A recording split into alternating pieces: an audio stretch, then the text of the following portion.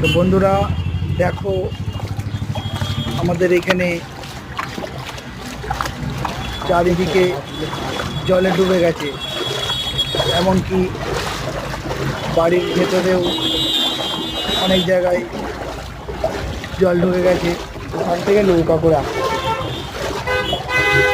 এখন বর্ষাকাল, একটু সাবধানে আপনারা নৌকা জলের মধ্যে থাকবেন। সাপ ব্যাঙ কিছু ঢুকতে পারে। বর্ষার জল, কিছু করার নেই। চারিদিকে দেখো খালি জল আর জল। এই জল পাড়িয়ে পাড়িয়ে যাওয়া নৌকা।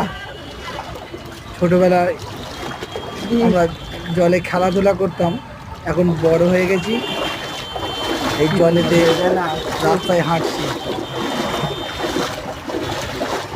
তো সবাই ভালো থাকো, আমফানে এরকম ভাবে ভিডিওটাকে মশারি ভালো লাগলে লাইক এবং শেয়ার করে দিও। বর্ষাকাল, সবাই ভালো থাকো, টাটা।